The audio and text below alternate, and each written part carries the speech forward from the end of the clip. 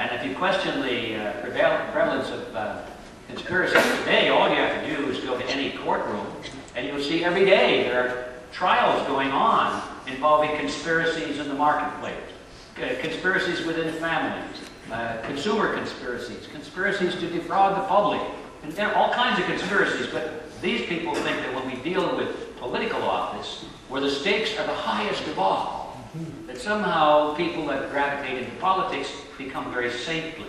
And that they would never dream of participating in a conspiracy, and anybody who thinks that they would, it needs to be examined psychologically. So let's deal with the word. I use the word conspiracy in a very precise way. If you look it up in the dictionary, most dictionaries will agree that there must be three components present before a conspiracy is present. First, it has to involve the actions of two or more people. That's one of the components. And secondly, it has to have as its methods of perpetuating its goal, use either coercion or deceit. And the third element is that its goal, the goal itself, must be either illegal or immoral. Now, if you have all three of those elements in an action, then it is, by dictionary definition, a conspiracy. So we're going to apply that to the group of interest tonight. We will find that definitely there are two or more people, to be sure. There are many people involved. So that takes care of item number one. Secondly, we'll find that they do practice and advocate the practice of deceit and especially coercion. That takes care of number two. And number three, though, being an act that is either illegal or immoral, poses some kind of a problem. Because for the most part, what they are doing is not illegal. That's because they themselves make the laws, many of them. And so they go out of their way to pass laws to make it illegal not to do what they are advocating to be done. And those of us who resist and who refuse to go along with it, we are the ones that are violating the law, not them, because they create the laws. So on that basis, you can't say it's a conspiracy. What about this immoral or unethical element? Well, they believe that their goal, which they fondly refer to as the New World Order, is the highest morality there possibly could be.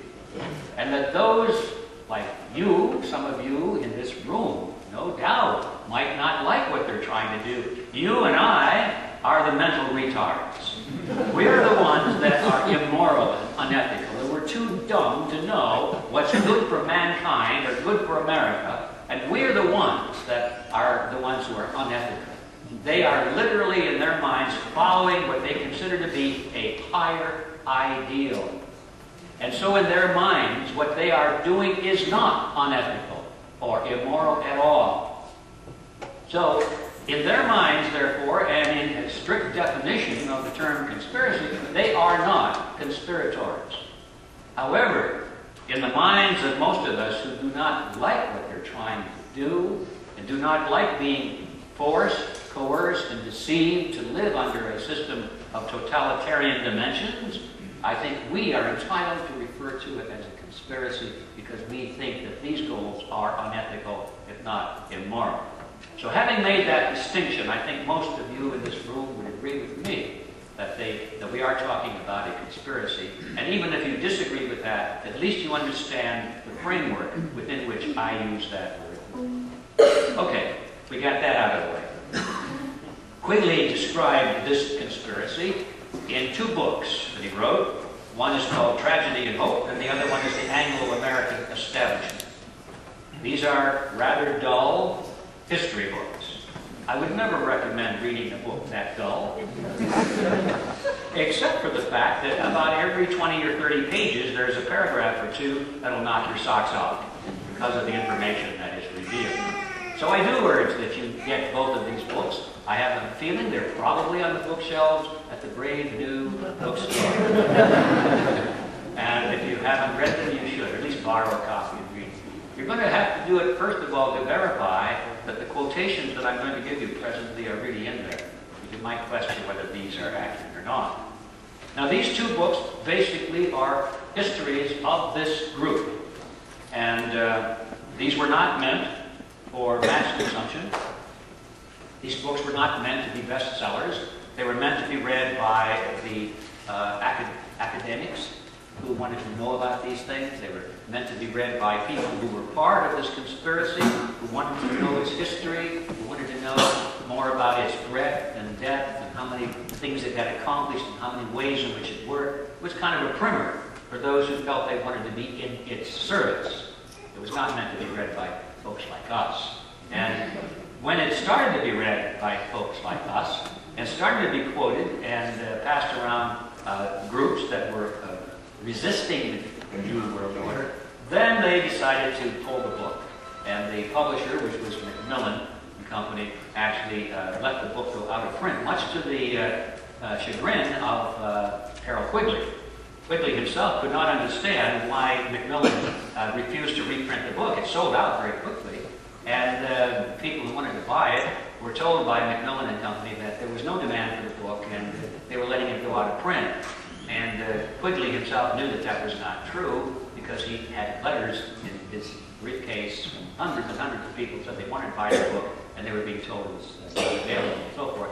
Quigley got an attorney, and they were going to sue Macmillan to get the book back into print, and all of that sort of thing. But what actually happened was history took over, and there was a small publishing house in Los Angeles. I've forgotten the name right now, but they started to bootleg the book. They made a beautiful copy of it. You couldn't tell the difference between the pirated copy and the original copy. He was selling thousands and thousands of this thing. And I guess Macmillan decided they wanted the income stream, so they put it back in print. And now you can buy an authentic version, which is no different at all from the pirated version.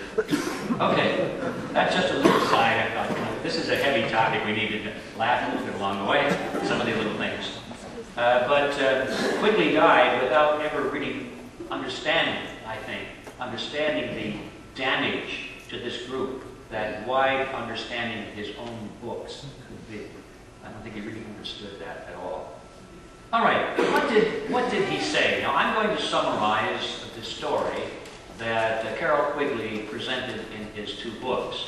I'm going to paraphrase it in my own words, and I'm going to be as careful as I can, not to exaggerate or to leave anything out that's important. And then when I'm all done, I'm going to go back to Quigley himself and read excerpts to illustrate that I have not distorted what he has said. But it's spread over so many pages that you have to bring it together and condense it, and that's going to be my mission now. Let's see if I can do that. And here's the story. It was at the end of the 19th century that a secret society was formed in England by Cecil Rhodes. Now, Cecil Rhodes is well known in history for being one of the wealthiest men in the world. He was the top political figure in South Africa toward the end of the 19th century. He had amassed a tremendous fortune because he had acquired control of the diamond mines and the mineral deposits, primarily the gold deposits in South Africa. He had a monopoly over them, personal monopoly. You can imagine the amount of wealth, untold. I don't think anybody ever knew what it was or could count it. It was very private wealth. But it was perhaps one of the greatest, if not the greatest, fortunes in the world, certainly ranking up there with that of Rothschild. What people don't know is that when Cecil Rhodes died, none of that vast fortune went to his heirs. It was all transmitted and used for the purpose of creating a secret society. And the purpose of the secret society, according to Cecil Rhodes' wills, and there were several of them, was to create an organization that would literally control the world from behind the scenes, using measures and strategies and tactics so that the rulers would never be seen. They would operate behind the scenes. They would put forth political figures and commentators and frontmen who would be viewed by the population as the movers and shakers of society, but they really would be frontmen. They would be ruled from behind the scenes by the members of this secret society.